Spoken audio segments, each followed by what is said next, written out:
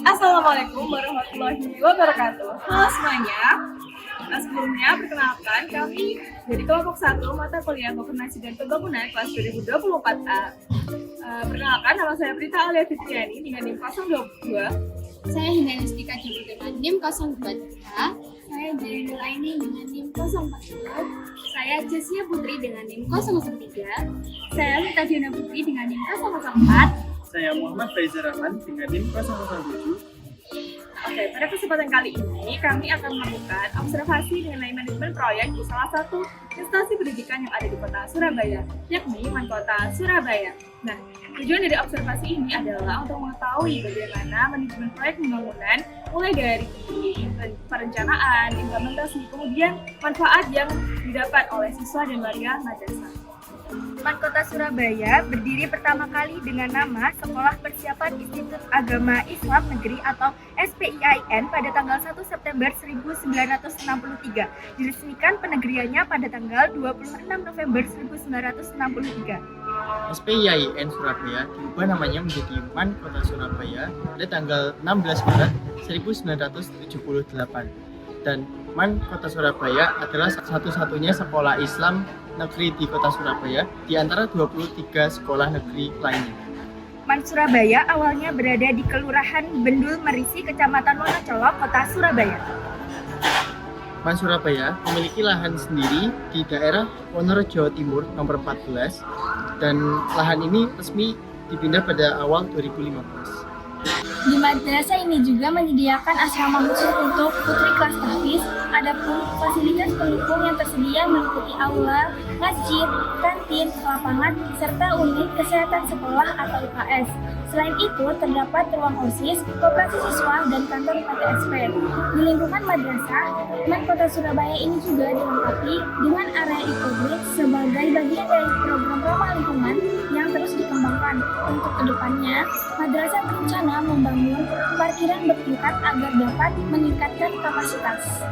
Jadi sarana dan prasarana madrasah yaitu ada ruang kelas yang terdiri dari 37 ruang kelas sebagai fasilitas umum untuk kegiatan belajar mengajar. Lalu ada perpustakaan yang dilengkapi dengan ruang podcast, ruang referensi buku, ruang pengolahan buku, serta ruang diskusi. Lalu ada fasilitas umum yang menyediakan kamar mandi putra dan kamar mandi putri.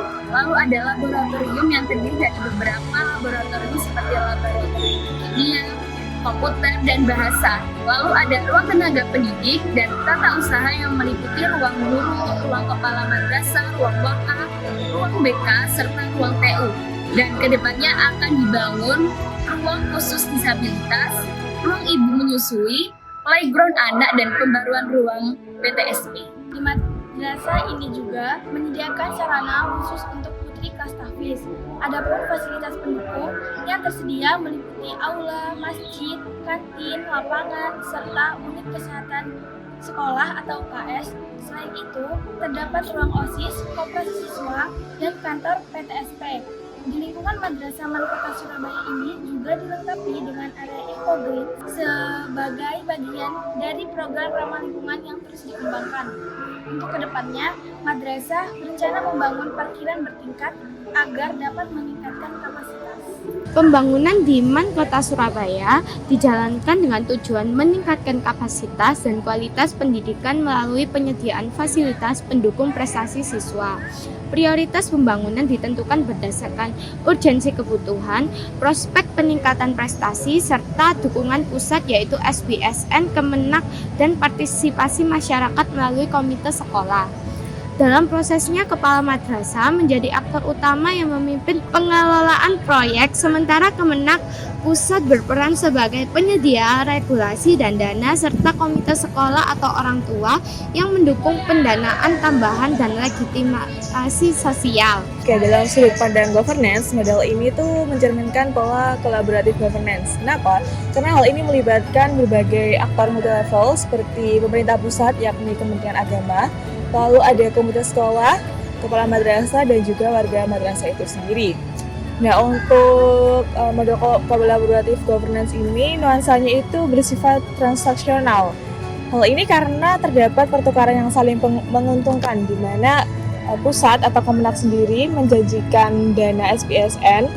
Nah, itu untuk sekolah, untuk madrasah. Namun, dengan syarat bagaimana hasil dari dana sendiri dibangun untuk pembangunan proyek di madrasah untuk fasilitas siswa-siswi. Nah, yang outputnya itu adalah prestasi dari siswa-siswi tersebut karena memperoleh fasilitas yang memadai. Nah, kemudian untuk komite sekolah sendiri ya pastinya agar siswa-siswi ini mendapatkan fasilitas yang memadai untuk belajar mengajar. Nah, untuk kepala sekolah sendiri ya pastinya untuk bagaimana nantinya pembangunan ini bisa berhasil dan membawa nama baik MAN di luar sana. Nah, dengan ini menunjukkan bahwasannya manajemen proyek di MAN sendiri itu nggak hanya soal bangunan fisik aja, tapi juga bagaimana sih bangunan ini tuh bisa bermanfaat bagi siswa-siswi di dalam MAN Kota Surabaya sendiri. Nah, kemudian ini menggambarkan bahwasannya adanya kolaborasi antara berbagai sektor dan juga adanya akuntabilitas dan juga orientasi pada hasil. Dari hasil observasi dapat kita lihat bahwa pembangunan di MAN Kota Surabaya tidak hanya berfokus pada fisik pembangunan, tetapi juga pada peningkatan kualitas layanan, kenyamanan, serta aksesibilitas bagi keseluruhan siswa. Cukup sekian dari kelompok kami. Apabila ada salah kata, mohon dimaafkan. Wassalamualaikum warahmatullahi wabarakatuh. Dadah!